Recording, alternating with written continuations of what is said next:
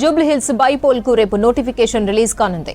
రేపటి నుంచి 21 వరకు నామినేషన్ల స్వీకరణ జరగనుంది. 22న పరిశీలన, 24 వరకు ఉపసంహరణకు అవకాశం ఉంది.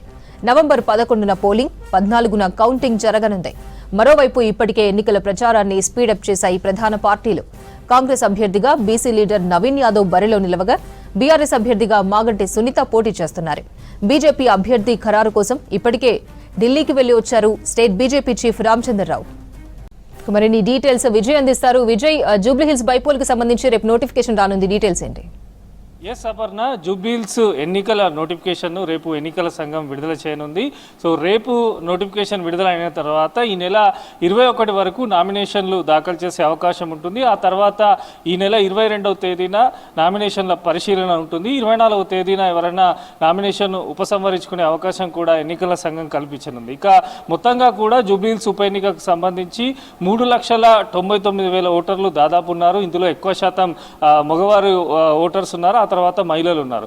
షేక్పేట్ ఎంఆర్ఓ ఆఫీస్లో ప్రత్యేకమైనటువంటి రిటర్నింగ్ కార్యాలయం కూడా అక్కడ ఏర్పాటు చేశారు. నామినేషన్ దాఖలు చేసే అభ్యర్థులు అక్కడ దాఖలు చేసుకునే విధంగా కూడా ఎన్నికల సంఘం ఏర్పాటు చేస్తుంది. మరోపక్క జిహెచ్ఎంసీకి సంబంధించి కూడా జిహెచ్ఎంసీ కమిషనర్ కానీ ఇటు ఎన్నికలకు సంబంధించి కూడా పూర్తి స్థాయి ఏర్పాట్లు చేస్తున్నారు. ఇక పోలింగ్కు సంబంధించి నవంబర్ 11వ తేదీన జూబ్లీహిల్స్ ఉప ఎన్నిక పోలింగ్ జరగనుంది. నవంబర్ 14న కోట్ల విజయభాస్కర్ రెడ్డి స్టేడియంలో కూడా ఫలితాలు లెక్కిస్తున్నట్టు కూడా ఎన్నికల సంఘం ఆల్రెడీ తెలిపింది. ఇక అభ్యర్థులు కానీ పార్టీల విషయానికి వస్తే ఇప్పటికే ప్రధాన పార్టీలు అయినటువంటి ఇటు బీఆర్ఎస్, కాంగ్రెస్కు సంబంధించి అభ్యర్థులను ఆల్రెడీ ప్రకటించారు. ఇక బీజేపీకి సంబంధించి తుది దశకు అభ్యర్థి ఎంపిక చేరుకుంది. నిన్ననే బీజేపీ రాష్ట్ర అధ్యక్షుడు రామచంద్రరావు ఢిల్లీ వెళ్ళి అక్కడ జాతీయ స్థాయి కేంద్ర పార్టీ ముఖ్య నేతలను కూడా కలిశారు. అయితే మనకున్న సమాచారం ప్రకారం రేపు బీజేపీకి సంబంధించినటువంటి అభ్యర్థిని ప్రకటించబోతున్నారు. ఎందుకంటే పార్లమెంటరీ బోర్డు మీటింగ్ ఈరోజు జరగనుంది. ఈ మీటింగ్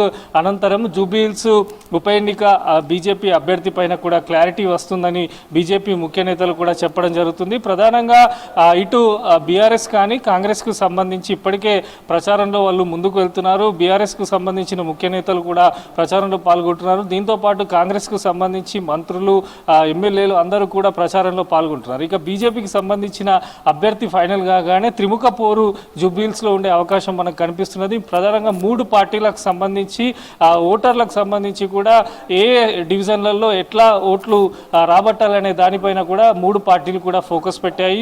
దీంతో పాటు ఈ ఉప ఎన్నికను కూడా 3 పార్టీలు కూడా సవాల్గా తీసుకున్నాయి. ఇటు బీజేపీ కానీ కాంగ్రెస్ కానీ బీఆర్ఎస్కు సంబంధించి 3 పార్టీలు కూడా జూబ్లీహిల్స్ ఉప ఎన్నికను సవాల్ తీసుకున్న తరుణంలో ఎవరి ఏర్పాట్లలో వాళ్ళు నిమగ్నం అయిపోయినారు. ఎందుకంటే ఎన్నికకు సంబంధించి ఇంచుమించు దగ్గర మరొక నెల రోజుల టైం ఉంది కనుక ప్రచారానికి సంబంధించి కూడా ఈ 3 పార్టీలు కూడా ప్రధానంగా ఫోకస్ పెట్టాయి. అభ్యర్థులకు సంబంధించి ఆలోచించి ఇప్పటికే 2 ఇటు కాంగ్రెస్ కానీ బీఆర్ఎస్ అభ్యర్థులను ప్రకటించింది. ఇక బీజేపీ అభ్యర్థిని ప్రకటించిన తర్వాత క్షేత్రస్థాయిలో కూడా పార్టీలకు సంబంధించిన ముఖ్య నేతలు కూడా ప్రచారంలో పాల్గొననున్నారు.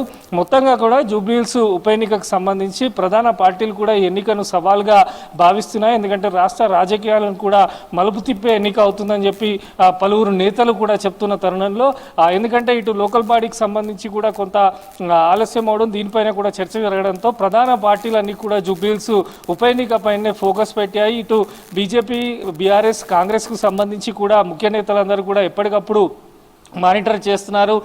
ఎక్కడ ఓటర్లకు సంబంధించి ఏ డివిజన్లో ఎక్కువ శాతం ఓట్లు ఉన్నాయి, అక్కడ జరుగుతున్నటువంటి సంక్షేమ అభివృద్ధి కార్యక్రమాలు కానీ భవిష్యత్తులో అక్కడ గెలిచేవారు తీసుకున్న నిర్ణయాలు కూడా ప్రధాన పార్టీలు కూడా ప్రకటిస్తూ ముందుకు వెళ్తున్నాయి. అయితే రేపు ఎన్నికల నోటిఫికేషన్ అయితే విడుదల కానుంది. నోటిఫికేషన్ విడుదలైన తర్వాత నామినేషన్కు సంబంధించి కూడా 21 తేదీ వరకు గడువు ఉంటుంది.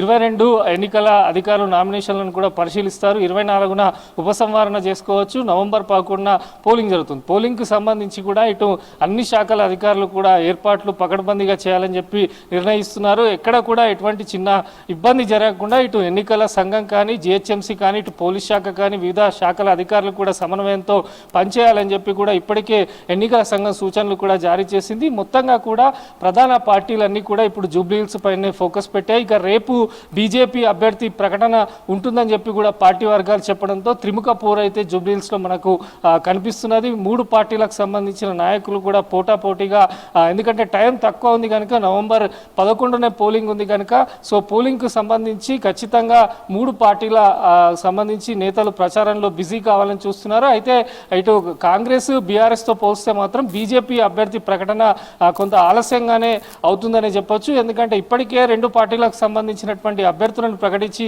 వారు ముందుకు వెళ్తుంటే బీజేపీకి సంబంధించి రేపు నోటిఫికేషన్ రావడంతో రేపు అభ్యర్థిని ప్రకటిస్తామని చెప్పి కూడా కేంద్ర పార్టీ నిర్ణయం తీసుకున్నట్టు రాష్ట్ర ముఖ్య నేతలు కూడా చెప్తున్నారు. మొత్తంగా ఇటు సికింద్రాబాద్ పార్లమెంటు పరిధిలో ఈ ఎన్నిక జరగడంతో బీజేపీ కూడా దీన్ని సవాల్గా తీసుకుంది. ఇప్పటికే సికింద్రాబాద్ పార్లమెంటు ఎంపీగా కేంద్ర మంత్రి కిషన్ రెడ్డి కూడా ప్రాతినిధ్యం వహిస్తున్నారు. అయితే ప్రచారానికి సంబంధించి గత కొన్ని రోజులుగా కూడా ఇటు బీజేపీ, కాంగ్రెస్, బీఆర్ఎస్ అన్ని కూడా ప్రచారం చేస్తూనే ముందుకు వెళ్తున్నాయి. అయితే అభ్యర్థి ప్రకటన మాత్రం బీజేపీకి సంబంధించి రేపైతే ప్రకటిస్తారని చెప్పి కూడా పార్టీ వర్గాల్లో చర్చ జరుగుతుంది. ఓవరాల్గా జూబ్లీహిల్స్ ఉప ఎన్నిక పైన ప్రధాన పార్టీలు అయితే ఫోకస్ చేశాయి. ఎన్నికలకు సంబంధించిన నోటిఫికేషన్ అయితే రేపు విడుదల కానుంది. అపర్ణ.